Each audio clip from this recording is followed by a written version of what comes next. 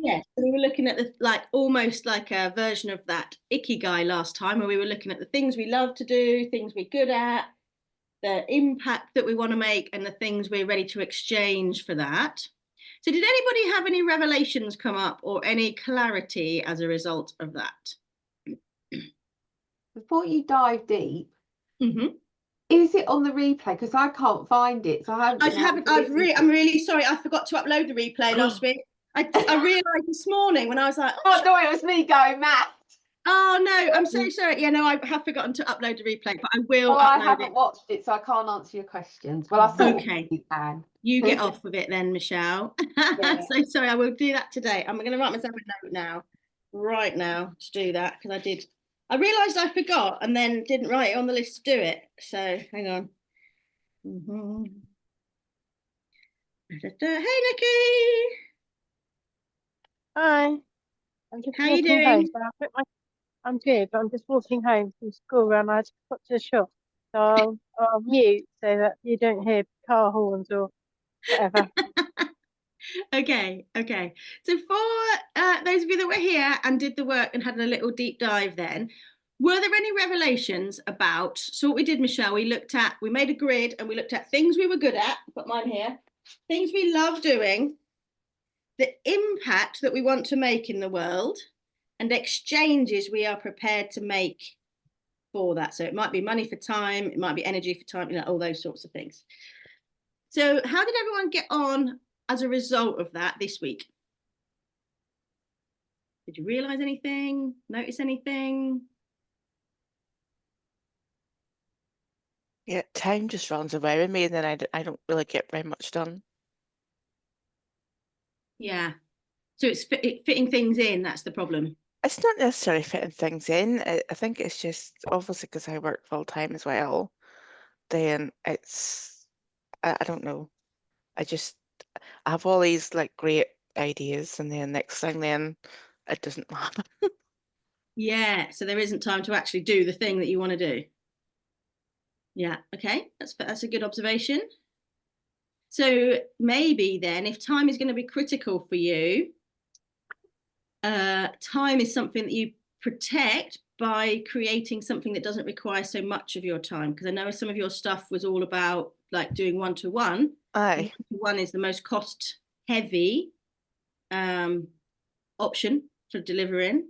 So maybe something that are like pre-recorded or an ebook that you could sell or something like that to still have the impact Yeah. that you want in a slightly different way, because that's so true that one-to-one is time heavy Yeah. in terms of cost. Yeah. I And then think it's just there was knowing what to do and what way to go, and then I don't get anywhere. yeah, okay. And that's also tricky with your audience as well, isn't it? Because the time that it's capturing people at the right time, isn't it? Mhm. And then when they're at the right time, they don't know who you are, like you, and trust you. So you then have to build the relationship, and they might Yeah. be in a different place once you've done that. Yeah, okay. So having something you could offer people right off the bat when they come into your world that maybe is a paid thing, Mm.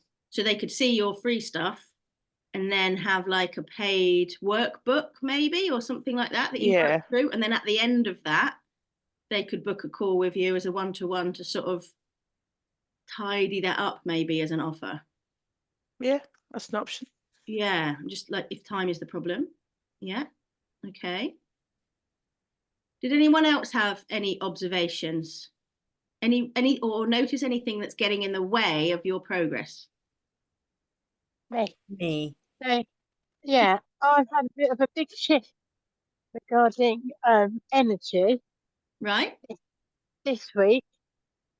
So I was thinking I had to do everything all or nothing, and it's too much to put into a succinct statement, really. But yeah, so I just had a big shift on kind of the energy that I'm putting in. I'm not, this whole exchanging thing, I'm not exchanging. That was what made me think of it, the exchanging. So I read or I listened to one of Seth Godin's as well, and it's about losing attachment to what you've got. Because part of my problem, I think, is the whole perfectionism tendency, and that just leads me to procrastinate. And I identify patterns that I would go down a path, then I'd get to a little problem, and then I'd stop and I'd start something else. And it's that kind of it's the perfectionism. So I'm not attaching any outcome to what I'm doing. I'm doing it for the love of it, and it isn't going to be something that I'm going to do full time. So that's what I think will put the pressure on. So I'm thinking of myself as an artist, which links back to the work that we did with Jackie on the retreat. And it's so weird, it all kind of like loops round. I've actually got it written down on one of my activities that we did with Jackie. So it's so good. I can't really put it into a succinct sentence as usual, but yeah, my energy. I'm not exchanging. I'm exchanging my time for my love, my passion. That's my exchange. And I had a good day yesterday, and I talked to Ruben about it on the way to school yesterday. Told him I was having my creative day, and then I talked to him about it today, and he's come up with another idea. I'm like, I'm just going to write that down in my ideas, Ruben. Amazing, amazing. But you know what I mean? The energy is we're just doing it for love because it's what we love doing. My energy's been really low, and I think that's to do with like work and like pressure of having to perform. But this is just something that I love to do. Does that sort of make sense? Yeah, and that changes it, doesn't it? That absolutely changes it. There's a quote that I really like that keeps popping into my world, and it's you ask yourself the question when you're about to do something. Is the action I'm about to take, or does the action I'm about to take diminish me or expand me? And sometimes it is that energy of actually I'm making myself play small by doing this, or actually, yeah, this expands me. So like if you've got an opportunity to do something and you think, oh, maybe I could go to networking, and you're thinking, oh, if I go networking, I will feel, oh, I don't like it, and it diminishes me. Whereas for other people, that same activity expands you because you like being with other people and talking about your business and that kind of thing. So what diminishes you and what expands you isn't the same as what might diminish or expand other people. So it's thinking about if love and doing this for the love is what expands you and expands the project, then that's what expands it and makes it more likely to happen. So it's a good question to ask ourselves when we're about to do things. Okay, yeah, amazing. Exactly that, expanding. And I feel so much, I've been feeling so tired. And then yesterday I didn't feel tired at all. And it just shows how doing what expands you has a physical impact on your body. Yeah, the physiology can't be undermined. And I think that's the thing with lots of process-driven stuff. It doesn't take that into account at all about how you feel about it. Lots of people will just tell you to push through the grind, but I'm not one who can do that. So yeah, totally understand that. Fabulous. Angela, you were going to say something that you were getting in your own way? Well, no, initially I thought I was getting in my own way. And then after what we talked about last week, in the sense of seeing it from service and the other part, and then the mentoring sort of stuck with me. Yeah. I was on a very creative week this week. So yes, but now I'm at that point where, you know how if you're on a platform and you've got like a thing to put out there, I don't know how to get the codes to put it in there to make it work. So I'm still learning. Okay, but you're ready to? I'm ready to, yes. So it's in the process. So I think I'm moving forward in the right direction. Fabulous. Does it feel good? It does, actually. It does. Lovely. Amazing. Okay. Teresa, did you have any penny drop moments or any revelations after we did that work last time? To be fair, I wanted to revisit it and I just haven't had time because you wouldn't have been able to because I forgot to upload it anyway. So that was some kind of karma going on there, wasn't there? Okay, so I will be able to revisit for me, I realise that there is a program running in me that I recognise now that is like, actually people like me don't run a business. literally. Ah, And so that's almost recognizing that that sitting and below is probably what's fueling in the subconscious all the procrastination, because I'll make lists to do things and I'll do a little bit and then I'll get distracted and I'll go and busy myself somewhere else and then I don't do it. But then recognizing that, yeah, there's definitely that program running underneath. that people like you don't run businesses. Yeah, yeah, yeah, definitely. To be fair, I mean, I recognize that from childhood as well, because Yeah. my mum and dad started a business and then it all went a bit, didn't work out. And I think that's true. Our beliefs sometimes aren't ours, because I know that my belief around business before I started my own were my mum's, who ran a very stressful B&B at a time when interest rates on mortgages were going up, so they could barely pay the mortgage based on how many rooms they had and how much they had to charge, and they didn't believe that people would pay that much to go on holiday. Yeah, exactly the same scenario with me. Yeah, and I think that when you realize it's probably not even your belief, you can do that belief change process that we did previously, or flip those beliefs and say, okay, I'm going to change that now. I'm going to decide that I can start a business in any way that works for me. I won't start the business my parents started. I won't start anyone else's business. I will do it my way and it will fit me. Yeah, and it's just, and also like my mum definitely used to say out loud all the time, well, it's just absolutely pointless because people like us don't have money. Yeah, that's a big money story, isn't it? It is. Yeah, amazing. So that's good. I know it's there now. Yeah, and I think that's it. So much of this process is like doing that work and uncovering those things all the time as we go. Like, it doesn't happen in a one-er, and you'll be able to revisit this stuff and have another look through. Okay, so what I'm going to do then is I'm going to share my screen today and we're going to talk about the offers that you make. But before we do that, I'm just going to get you all, hang on just 1 minute, to tell me, oops, I'm just going to sort of close that second. Tell me one thing I can buy from you today. What can I buy from you today, Teresa? A colour reading? A colour reading, okay. Gillian, what can I buy from you today? My coaching package. Coaching package. Angela, what can I buy from you today? My mini course. A mini course, okay. Michelle, what can I buy from you today?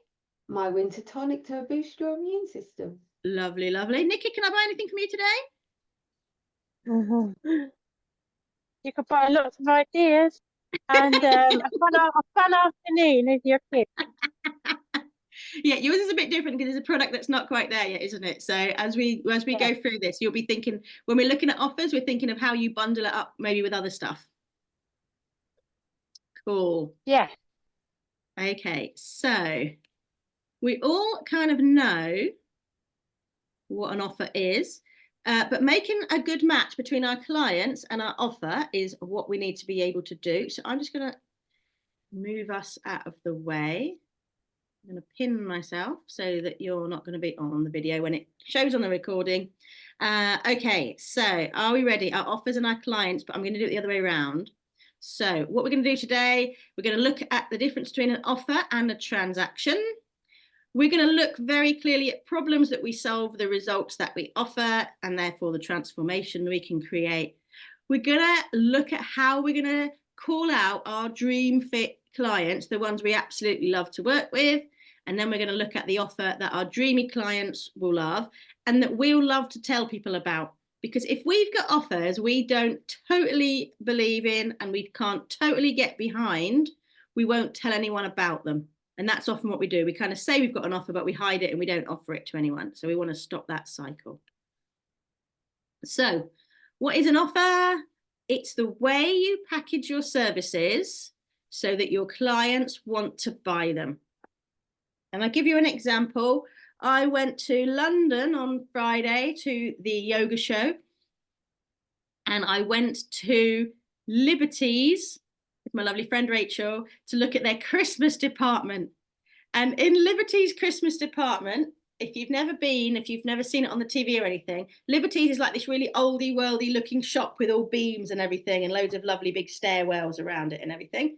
And on the 4th floor, they have Christmas Land. And you go through this archway and there's lights strung from the ceiling and there's Christmas music playing, and there's decorations everywhere, and there's like fake snow, and there are big animatronic polar bears waving their heads around and all these kind of things. So there's all like they've made the whole world feel like Christmas. They've then got hundreds of extremely expensive Christmas decorations that if I've seen them in other places, I've thought, oh yeah, that's probably worth about half what it is in here. But because you're so swept up in Christmas world and buying it in Christmas world, you want to have one. And I very nearly spent a lot of money on a snow globe, because I do love a snow globe, but it was ridiculous. So it's the same Christmas decorations that you might see in shops, but surrounded by this whole experience of it being Christmas.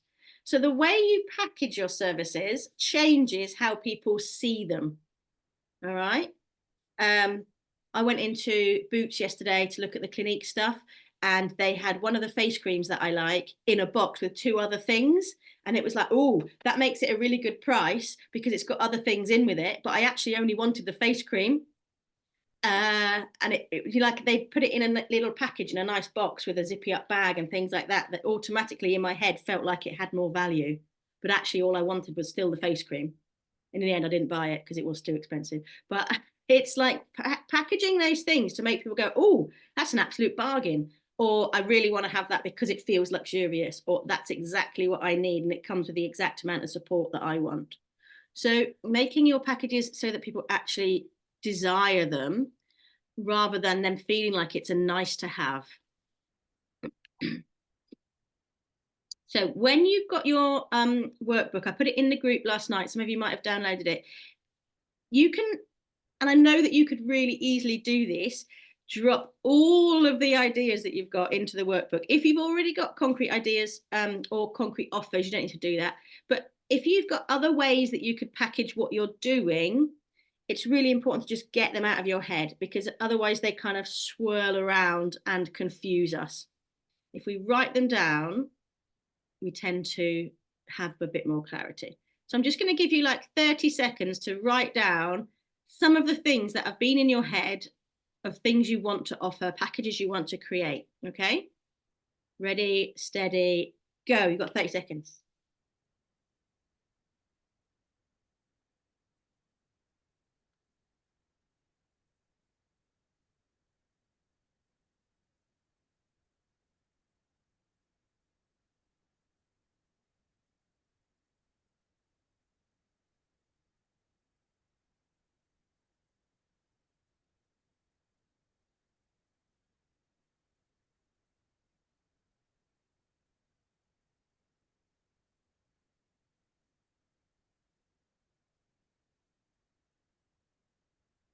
Okay, stop there. Now, you are going to have more time if you need it after the session, obviously, to go through the workbook and drop anything else in there. But it's just useful to get some things out of your head.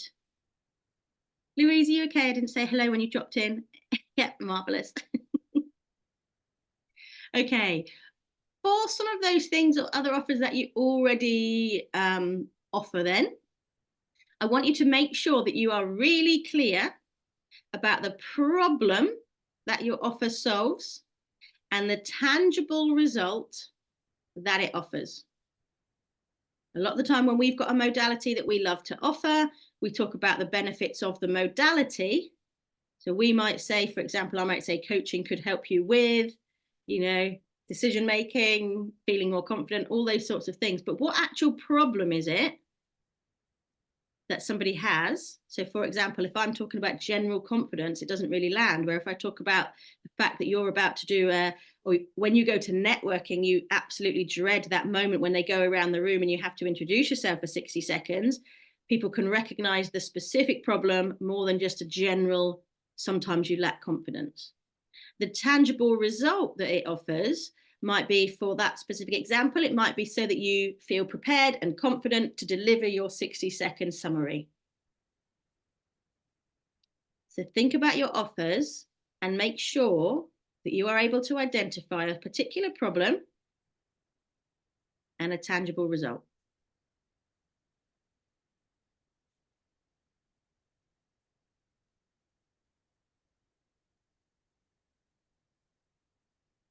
Nice tea delivery service.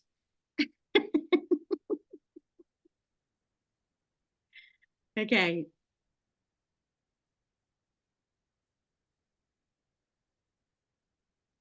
With something like coaching, the tangible result is what often is lacking. And sometimes it's hard to nail down because you don't know the tangible result until the person comes. And if that's the case, you need to be really clear on what the problem is that the person has and what it could look like once they've solved the problem.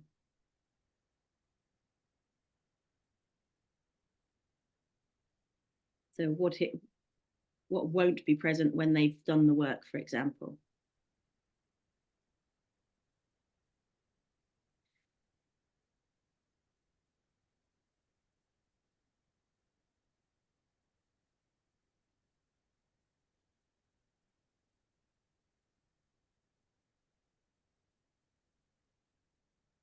Okay. So far we've looked at what an offer is. We haven't actually looked at what a transaction is. And I just wanted to raise your awareness of transactional stuff, because often when you learn how to do a modality, they teach you how to make a transaction but not create a package. So if you're selling one-off sessions, and I used to do this when I set up, before I learned this kind of stuff with coaching, for example, but I did it with massage as well. People could come in, they could just book a massage, they could have their massage, they'd pay me the money and they'd go. There was no relationship, there was no longer term planning, there was nothing that held them to come back. Sometimes I'd feel like I was hooking them in to get them to book another appointment, and that was it. They were coming in, they'd book one session. We couldn't make that much progress because I didn't know if I was going to see them again. I had to kind of prioritize and triage what I could see, and then they'd go. And there's really little value in that for you as from a business perspective, because you have to do a lot of work to get each one of those new clients. And then when you get those people, you don't actually offer them much value, because in one session, you can't make very much difference.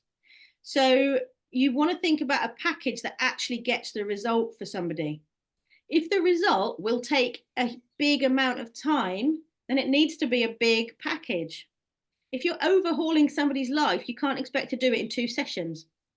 If, however, they've got, it's cold and flu season, and the tonic might be the one thing that helps, then that's it. But you're bringing them into that more holistic way of looking at it. It's still not a transaction.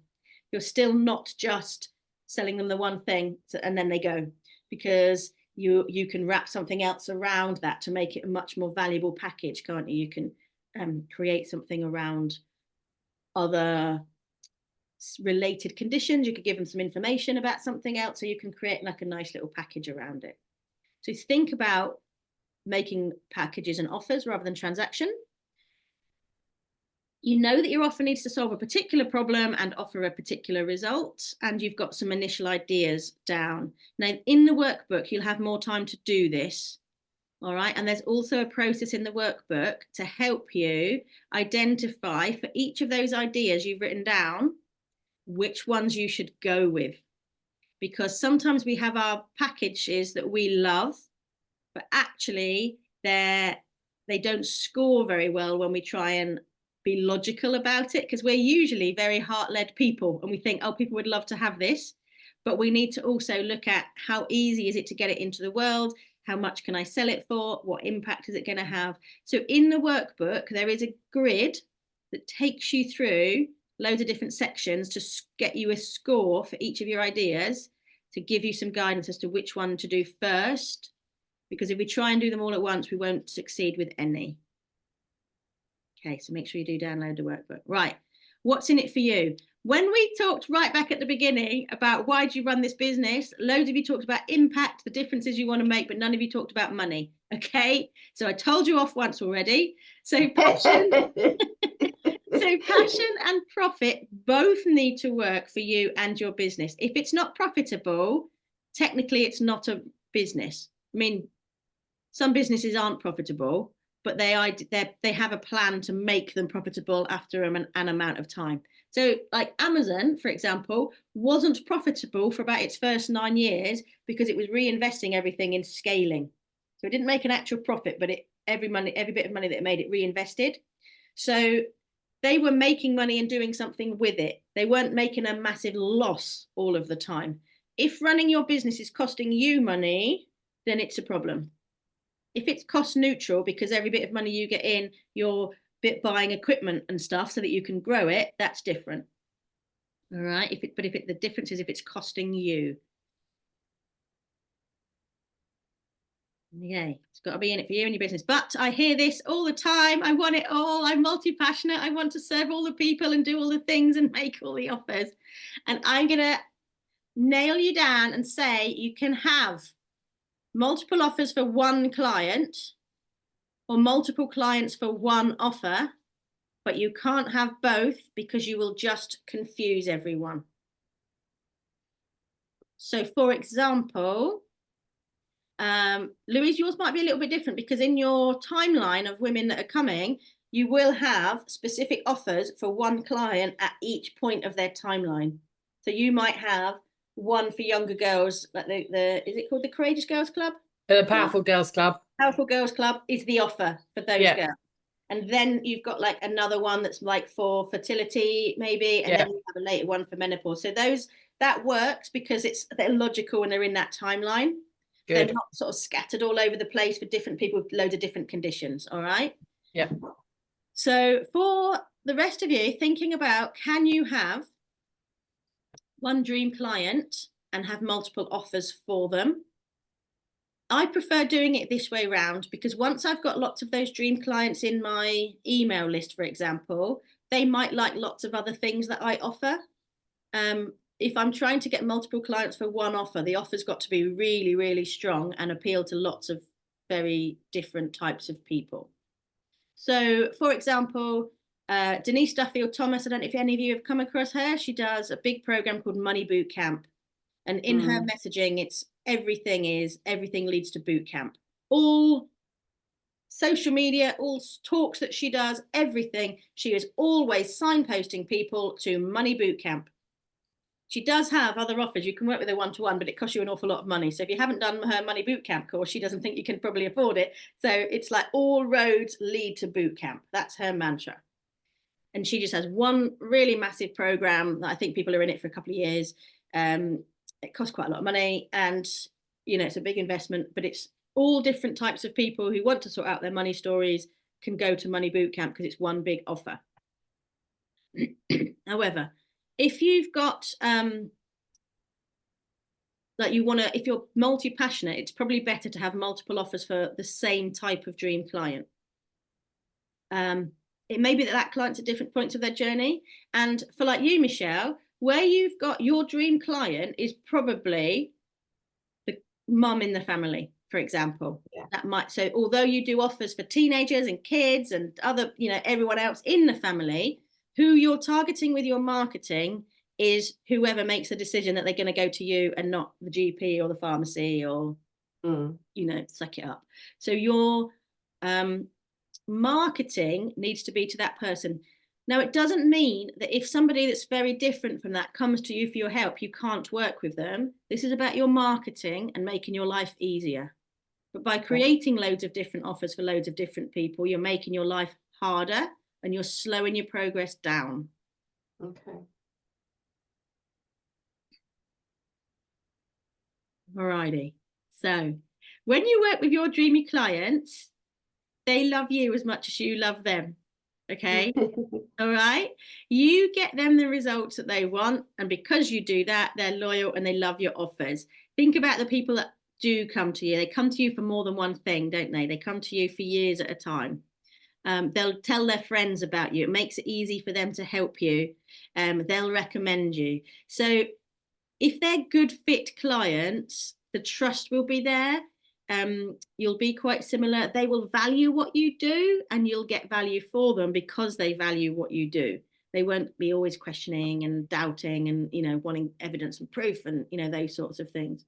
And I've done it when I've taken on clients who I really weren't a good fit, but I thought it'll probably be fine. And it just hasn't worked. And their experience of me hasn't been great. And my experience of them hasn't been great. And really, it didn't feel great to have that income from them and stuff like that. So think about who you really, really want to work with. The people that you think, I'd work with them for free, And if I think about how that works in my business. I look at all of you lovelies who are here today, and you've come on other programs with me in the past. You've come on retreats, you know, like there are other things that work really nicely because as people, we fit together really nicely. You know, I love hanging out with all of you. So it kind of, that's what you want to feel like with your clients. You don't want your business to feel really hard. So good at getting those clients right is really, really important. So you need to be able to ask 5 questions to be able to identify whether somebody is a good fit client for you.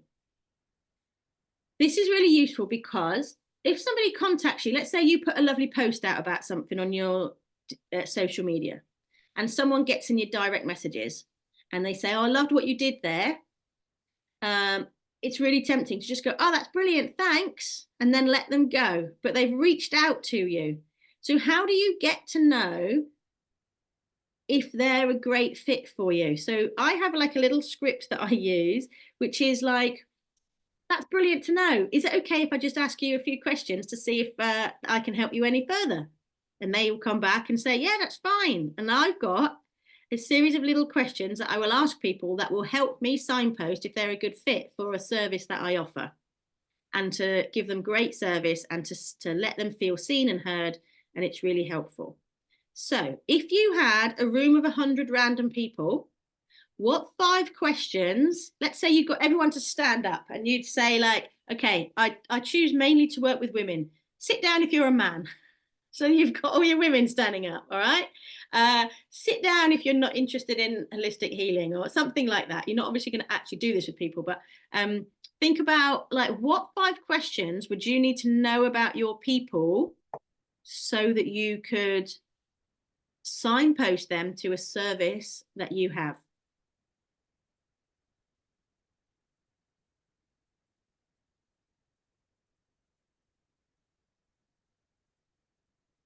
And again, there's space and time in your workbook for you to think about these in a bit more detail.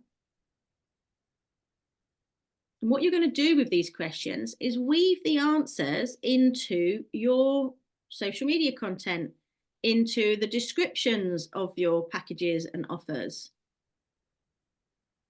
You see this sometimes in advertising. You'll say, have you or are you fed up of hair loss? Or is your dandruff driving you mad? Or like whatever these questions are, they basically are doing this. They're asking you those questions.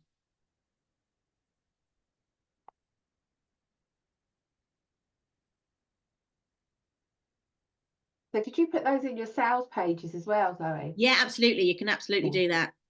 Yeah, I have usually on my sales pages, I have a section that says, this is for you if. And I kind of give the answers to my questions, you know, so for this program, it might be, this is for you if you are a wellbeing business owner who's ready to make more money without burning yourself out. So if I was to flip that round in those questions, if someone got into my DMs, if it was something related to this program, I might say, are you, you know, what sort of wellbeing business do you own? And if they say, oh, no, I don't own a wellbeing business, I can then take that into, oh, okay, are you interested in something else? So it's kind of, it helps you to signpost people. So if you have got multiple offers for the same person, it might help you streamline into which, you know, because then if you ask them, oh, you know, some questions that got them closer, are you interested in homeopathy? Or, you know, and then they'll be like, no, I've never heard of that. You can either tell them a bit about it or tell them that you've got this trial thing that they can just try, or, you know, there's a service that you can help them identify their type, or like whatever it is that you can think, oh yeah, I'll get them in. So thinking about what those 5 questions are. And I like to sort of keep it to 5. If you can identify somebody with 3 or 2, then that's really good because it just makes it easier for you.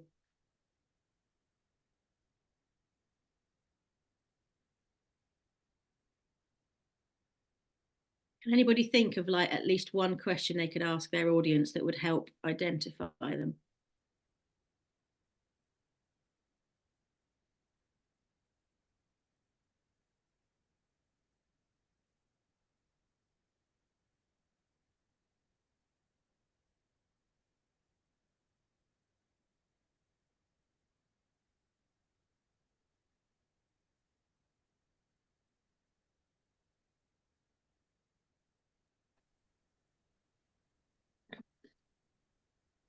Nikki, have you got to go? Have you got to?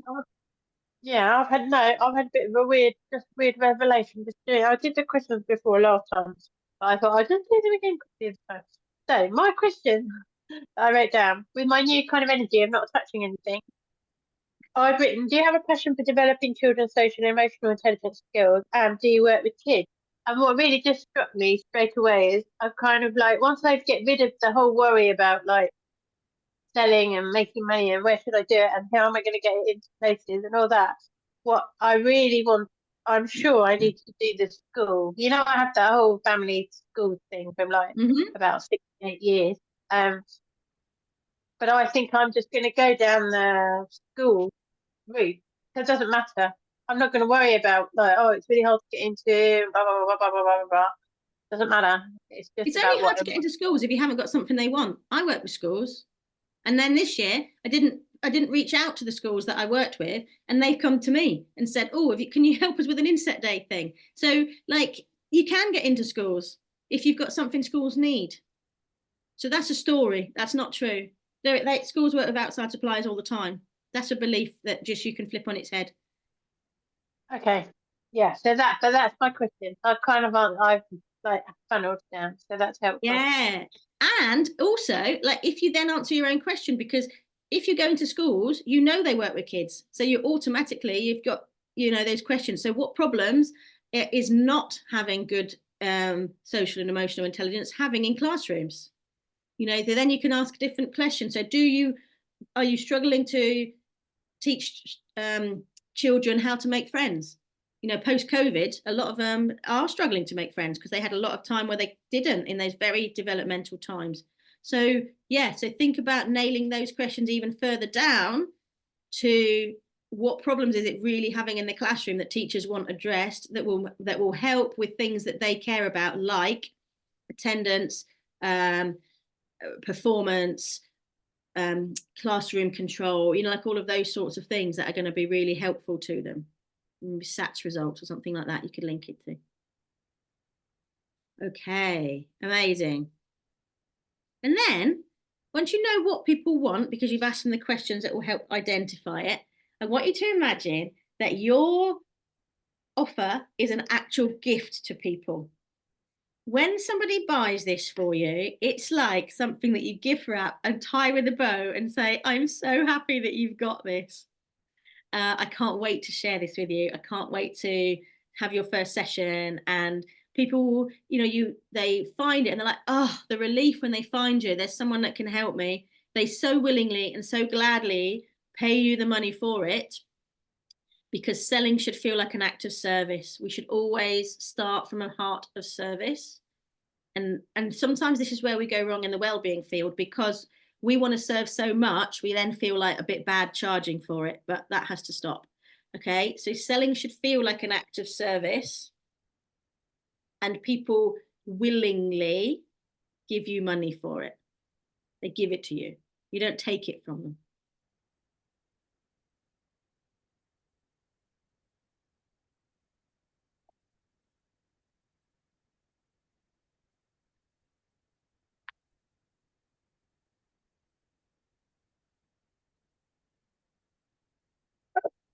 Bless me. Hey, if you've got a sneeze there, I know this great homeopath who does a winter tonic. On my desk.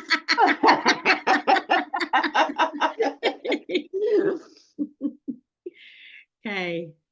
So when you write about these offers, just think, oh, I can't wait to tell people about this because they are going to absolutely love it. And when you've got that dream client in mind who you absolutely adore and love, you can imagine like giving them this as a gift and then being like over the moon with it. So that's the kind of thing where you could then easily serve it up to them and say, I've just created this thing, who wants it? Because I've only got 5 of them. All right. So that's how you encourage people to buy from you, is by creating something that they really, really want and love, and that feels like an act of service for you to offer it out to them. Okay, so this is what we've been up to today. We've looked at the differences between an offer and a transaction. We've looked at the problems that you solve and the results you can offer, the transformations you can create, and then looked at ways you can identify and call out your dream clients and create an offer that those dreamy clients will love and that you will love to offer them. So I'm going to stop the share there.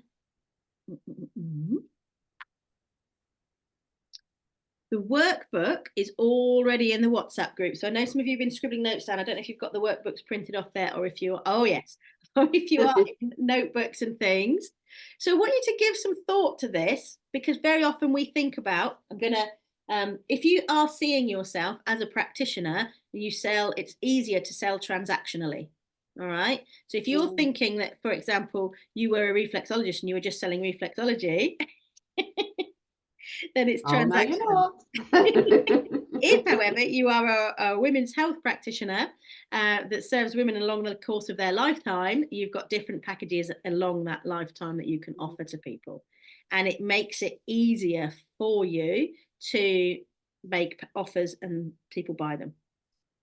It's okay. So if you're doing it that way, go on. Sorry, Jay. If you're doing it that way, I think, so you could have like an offer for puberty, an offer for pregnancy, an offer for birth, offer for perimenopause, menopause, and you could have all of those offers running. Would you just mark it one at a time? How would you mark it? Because you don't want to like flood the whole thing and confuse everybody. No. Which is what I'm doing at the moment, which is why I'm asking you the question. I would look at which one of those makes you the most money. Okay. So there's a grid somewhere in the workbook that you've got there that talks about like ease, profitability, that kind of thing. Now, sometimes we've got our passion projects that we absolutely love to do, but they won't make us any money. And it's okay to do those once you are profitable or once you're in a situation that works for you. So if you don't need to make profit and you want to offer things that don't make you very much money, that's your call. But if you want to run a business that pays the bills, if that's what you need to do, then think about profitability first. Okay.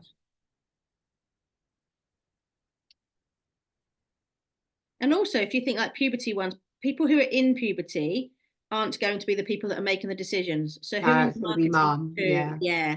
So if you're marketing to mum, probably offer the thing that she would buy. And then when she's there with you, you can ask those questions. Oh, have you got any kids? I've got this other thing for, puberty that's really good. Okay. So you can have that conversation at a later point. Okay. Hold on, I've just got to run down and let the window cleaner in. Yeah, no worries. I've untangled my necklace, by the way, while I was trying to and get that on. Okay. So I'm just checking in. We've got like 10 minutes left. So who feels like they've got an offer that they're ready to rave about?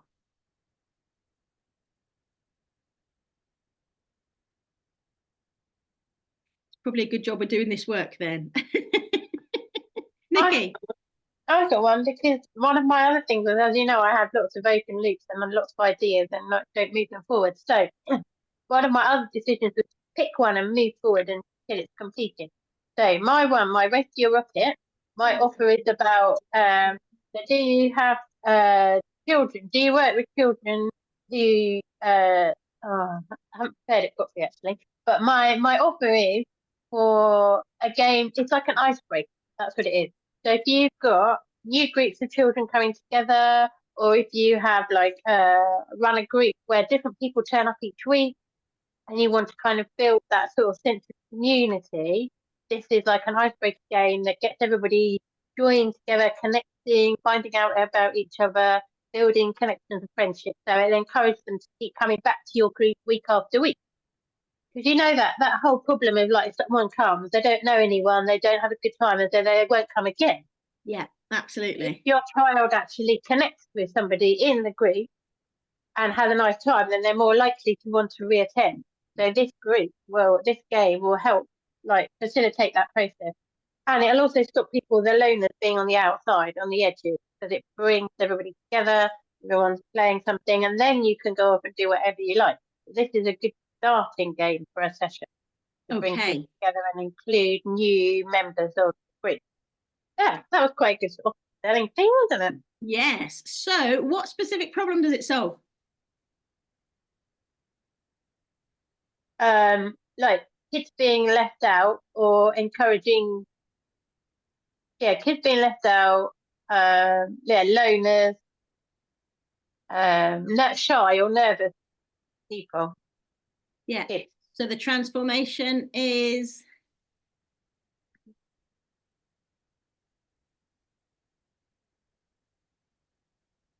I suppose it's like a bridge. It's like a connection bridge. It helps children make connections with others to find shared interests. Amazing. And can they do that once they've done this game, Nikki? Can they then go and do that in other situations? Well, hopefully, that's the whole idea of it, is that you play, learn, you play, practice. Oh, my whole my tagline was, I forgot what it was now because it was PP. I've written it down, so I can't remember. Play, but it is about practicing. Because I think as a teacher, I believe that you have to practice things. If you practice it, then it becomes natural elsewhere. So maybe not after the first time you play the game, but if they had that as this is a regular icebreaker, and it will be different. The other thing is the game will be different each time you play it. Even if it's the same people, they'll choose different questions to find out about each other, blah, blah, blah, blah, blah. So there's a lot of flexibility. It's very, playability is good. Yes. So those are all the things to put in the marketing, aren't they? What's the transformation is that those skills don't happen automatically and they don't happen as a one-off. So giving children the opportunity to practice those social skills that are going to help them in life as well as in their learning. In a fun way. And in a way that doesn't highlight anybody in particular. Everybody plays. So I'm very big, as you know, I'm very big on inclusion. Yeah. So building inclusive classrooms and building cohesive teams, those are really important things. They're employability terms as well that employers like. So they'll be able to link that to learning outcomes around employability.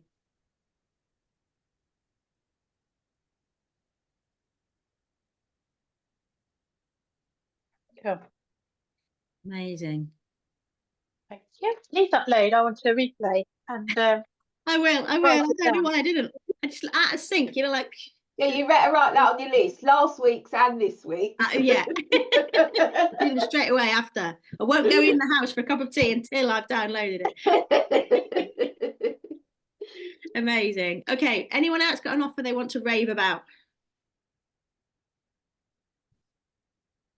Now, you all told me at the beginning that you all had an offer, and now you're not prepared to rave about your offer. So what's going on? I think I want to package mine more. I think it's very. I did what you told me to do. I've been on loads of social media groups. Didn't sell anything. So I need to I think I need to package it more. I need to give them more than just that tonic. I'm not sure what yet. Maybe some homeopathic stuff that you can have in the cupboard if you get a cold or a cough or a flip, or sore throat. So make it more of a little kit, if you like, rather than just a one-off thing. So I suppose, when you get ill, the last thing you want to do is have to go out and buy medicine. Yeah. So that's something. If you've got it all in the cupboard, then which is what I've been doing with my one-to-one clients. They've been buying their flu tonic that they've bought for me for many years. And then they get the cold. They say, "Oh, can you give me some of those cold pills that I can have in the cupboard?" Or, "Oh, that remedy you gave me for my throat, it always comes in the same place." Because you tend to get, if you get a sore throat, it tends to be one side or the other. And we tend to get it starting in that side every time. So they buy bits like that. And as I'm listening to you, I was thinking, I need to do that. I need to put it as a big package, not a big package, but just a little kit that they've got in the cupboard if it the worst case scenario happens. Now, what you could do very easily there, Michelle, is think about an individual one and a family one, because if you did a family one, they would automatically know that you provide remedies for families. Okay. So that would be two offers that I would put together, because the same person is going to be buying them. It's going to probably be mum. Yeah. Or whoever the main carer but is. I do know what you mean. When you're ill, the last thing you want to do is get your clothes on and go things. Down to the pharmacy. Yeah, that's one of the specific problems that you're going to solve. is that you have this whole kit in advance ready with everything that you're going to need if you do. So this is going to ward it off. And if you do get ill, there's stuff in there to protect you. Yeah. You can have it there and then. Yeah. So you don't- Michelle, what's Yeah. how long is can it be in the cupboard before it loses its? Oh, it can be in the cupboard for a good 12 months or so. Oh, right, They okay. don't really go off. I Yeah. mean, by law, they have to put, like, if you buy a flower essence, you know, a back flower essence, they always have a date on it, but they don't actually go off. They have to do that by law.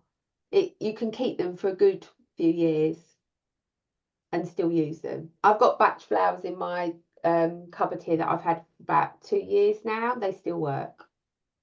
Because that would be my if I was a customer, I would think there, but if you think it's all natural stuff, you know, like vegetable goes off. Vegetable, Yeah. like natural fruits and vegetables Yeah, an go off. organic one. Yeah. Yeah, that would be my kind of thing. That I wouldn't put it in a cupboard because then when I get cold, it might have gone off. So I think that's something that you could put to reassure, because that would be an objection. But in my head, it would be a buying objection. But you could Yeah, I elect get what you're just saying. giving the information. Do you know what I mean? Yeah. Shelf It's all life. Yes, I think so, because you think like all the chemical stuff, you know that lasts forever because it's like nothing natural in it at all, is it? Yeah. So it's gonna be No, you can keep it for a good 12 months. I mean, I've used cold pills that I made last year that I've taken this year and they've worked. right. But I think that would challenge people's perception. Yeah, you're absolutely right. Thank Yeah. you for putting your point across. Useful. That's really good. Really helpful. Thank you. Amazing. Has anyone else got an offer they think they'd like to be able to rave about, but they don't feel like they're quite raving about it yet? It needs a bit more tinkering.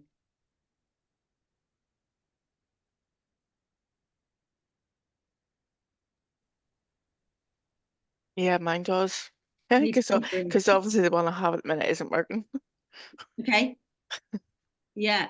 So it's hard to know without very much feedback from customers or anything why it's not working. So what's your instinct telling you about why it's not working? I don't know. Like, I mean, I know I need to like double the price plus make it run longer, but I mean, maybe it's not specific enough. But then because I'm not getting any feedback from anywhere, Yeah. then it's hard to know which direction to go in and like what specific things people want to look at. So I'm kind of like, And is it more to do with the faith journey or the grief journey that you are looking at? probably like the faith one. The faith journey. But So then it's both. Like neither of them's working, so it's like, okay. If you imagine I'm going to throw a tennis ball at you, right? Here I go. You're going to catch it. Right? If I throw one, the chances of you catching it are really high, aren't they? mhm. If I'm going to throw two at you, right? Ready? Catch them both. Right. It's going to be harder. Okay. Now I'm going to throw three at you. Right? Are you going to catch any of them? No. Right. It's going to be harder, isn't it? So you want to be throwing out one thing at a time because people will catch it. So what offer do you really feel would be the biggest act of service for you to put into the world? But then the thing is, my one is kind of like intermixed. Like, because the two sort of work, you know, because the way I have it at the minute, the two are sort of like combined into one. It's not like they're not separate. Okay, so that might be the problem because you're basically throwing people two tennis balls at You know, once. they're not separate time. because the two for me, the two work together. So if I'm struggling with my faith, but I haven't gone through a period of extreme grief, is your package going to still work for me or not? Probably not. Okay. If I'm in a journey of grief, but I'm not a woman of faith, is it going to work for me or not? I will to a point. Okay. So can you see how if the offer, it's not really one or the other then? Mm. So it's two tennis balls at a time. And actually, only really if I've got both of them, which is very, very niche. Yeah. So finding people who are intersecting those two things, a challenge in their faith and their grief at the same time, might be overly niched to get them in the first place. Mm. So I would think about which one of them, because they're They're both very niche. Like, I mean, I could separate them into two different things. yeah. What you need to think about is, if it doesn't work for, if you can't call out one clear person that it's for, it's going to be very confusing for people to know if it's for them. Mm. So, for example, if you were doing something that was very specifically about sibling loss, for example, that's, I know if I've lost a sibling or not. Yes or no, it's black and white, isn't it? Mm. If it's to do with grief in general, that has been causing you a problem for more than 6 months, and you're ready to like do some work Yeah. and help that healing journey, again, it's a time frame that's quite specific and a specific problem. This is grief that is, you know, of an extended Standard, period. yeah. So thinking about, can you target more specifically the problem and the time scale or whatever it is that the person is having that is the problem? So is it that their grief is, for example, causing them financial distress because they can't work as a result of it? So something that is easier for someone to say, yes, that's me, or no, it's not me. And what you want to be able to do is have something that's clear enough that I could say to my friend, oh, Gillian does that. Yeah. That's what you really want. So at the moment, if we were to describe what you did, I'm not entirely sure. Would we be talking about you as a Christian life coach? Would we be talking about you as a grief coach? Like, yeah, I'm not really clear on which of those to lead with. Now, if you're talking to people who are Christian women and they have then also experienced loss, you could have another package for them. Mm-hmm. But which is the one that you're going to lead with? Which has to come first? Like, which is the essential, which is the non-essential, and go with the essential one. Okay. It has to be. I could actually work with you, Gillian, because I get a lot of people that go through grief, and I can support them with homeopathy, but if they wanted to go deeper, I could refer them to you. Mm-hmm. Yeah.